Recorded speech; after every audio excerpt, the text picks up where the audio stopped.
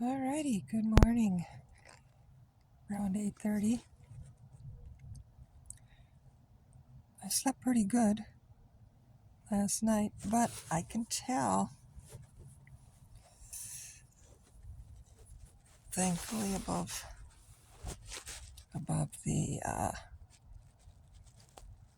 There we go. Maybe I should do that. Um,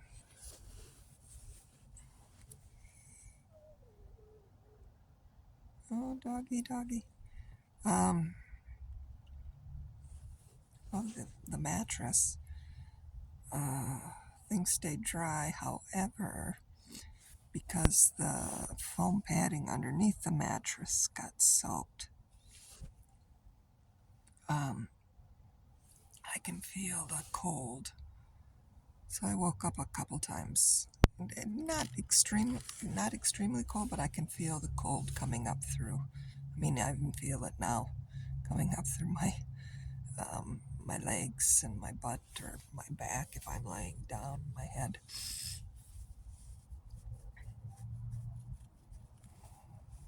But for the most part, my body kicks in more fire, and I kind of warm up and I go to sleep. So it happened a couple of times last night, but then woke up to the realization again, more clarity on ways that I gave my power away and my role in my victimhood and disempowerment and patterns and how other people played those patterns so I could experience this. Very easy, very, very easy to go into, to blame and revenge and punishment, because those are my old patterns. Um, but I was able to put in the gear for the most part. But what occurred to me, because I was thinking about all this water and everything, and going on Facebook and following the meteorologist, especially up near Eugene. Oh, interesting, that word Eugene. Oh my God. That's another player.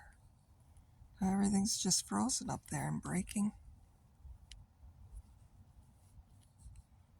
Interesting. I'm sorry. I just got up. Oh my God. Well, yeah, so it is. Um, it's still frozen. You can't move in a weird way. Yeah. So, anyway, I was looking at the water and, what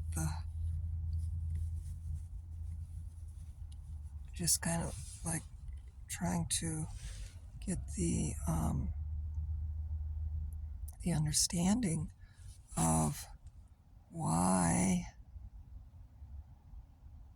I know this was, how to say, destined, I suppose, to a certain degree, of the water coming through, because I was just thinking, like, dang, that had the storm stopped at 4 o'clock or 4:30 uh, in the afternoon,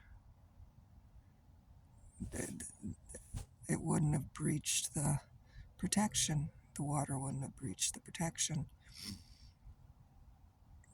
But it stopped. It stopped right after the flooding happened. It was like, doggone. So a part of me is like looking, oh, you know what? It brought to mind the feeling of, or the experience of the water broke. And I'm like, what's that? The water broke. It's like giving birth, and it just feels like that. The old, going through the Narrows now and moving into a whole new reality and um, destiny. Ooh, it's so interesting. I have to bundle up to stay warm, but then I overheat, and then I have to. It's all this ongoing,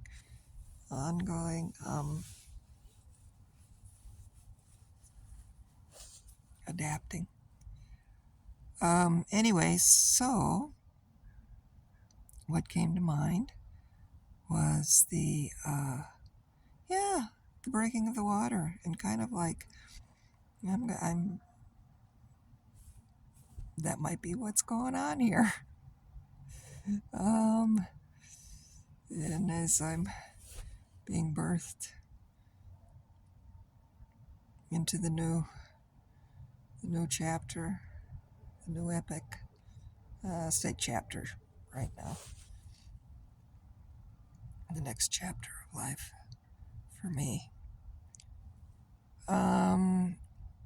What was the other thought I had? Oh, but the other thing too is, again, I just let the realizations come and recognize how important it is to build on safe moving forward for everybody, to build on a safe place, and then also to know when it's time to move on and to build safely. So the water, and I'm on a hill, and I was thinking, oh my God, mudslides. I kind of doubt, and I'm underneath this oak tree, which has been just a gift. But had that Arctic air just come, 100 miles south, and we had the freezing rain, this tree could have crashed onto the tent from the branches of the freezing rain, and also the mudslides, because mudslides down hills, and I'm on a hill. And so part of me was even kind of wondering, I wonder if the tent even just slid a little bit, because the ground isn't as firm now. So I was thinking along that, and again, just keeping things in mind of how things fall apart. And I looked at my floor just to see, okay, what's happening here. Let's see if I can get this here. It's probably not going to show up. But that's a puddle, so it's like, doggone it, the water is still seeping in. But it's a brown puddle, which means it's muddy. So, so,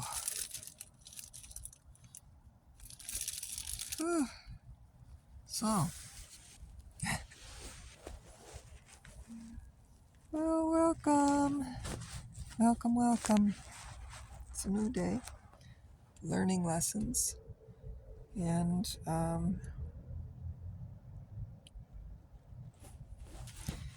next step.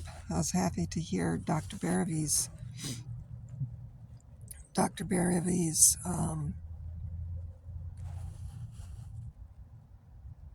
video this morning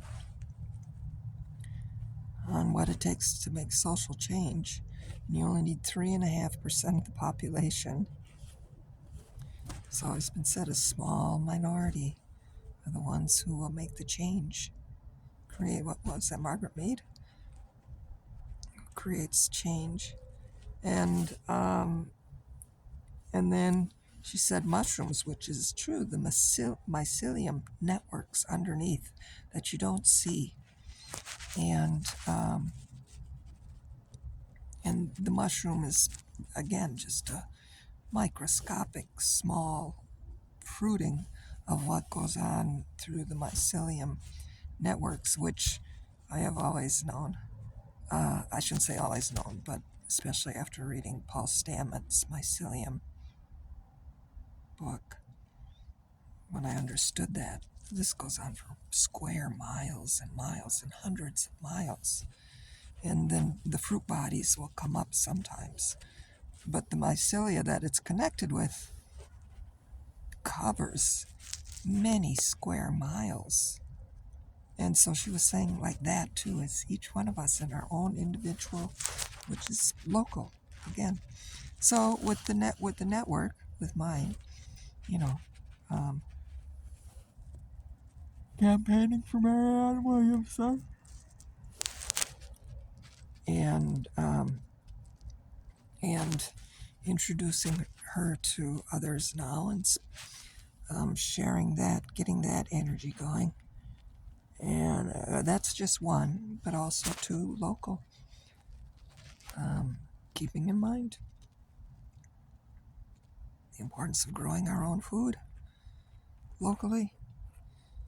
Most everybody growing a little patch of something and coming together. So that was that. What was the third thing she said? Oh, network, mushroom. Oh, faith, good grief. Yeah. And that's it. I mean, right now too, and I'm going through that. You know, I just keep hearing that phrase, God, why have you forsaken me? Because the overwhelm is overwhelming. As things are falling apart, and you're dealing with some pretty base, gnarly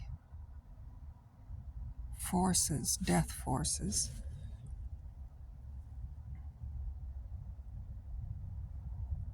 So you have to, the only way to make it through, any of us, all of us, is by reaching for a higher power and having that faith and doing what we can do, you know, following our intuition, taking those small steps, local steps, and then calling upon our faith. So, that's my bedhead talk, my bedhead revelations. Okay, 12:55, Satnam, Vaheguru, Chi-miigwech. Have a great day. Oh, Martin Luther King Day. I have to find that meme. Something about why would a country create a holiday for me when they assassinated me? Like, oh, yeah. It's on one of my other phones, but I don't know if I'm going to go through that. But just the insanity of this world. But anyway, MLK, happy Martin Luther King Day, and weather-wise, it's going to be good here. And what was the other thing? Oh, yeah, the Martin Luther King Day.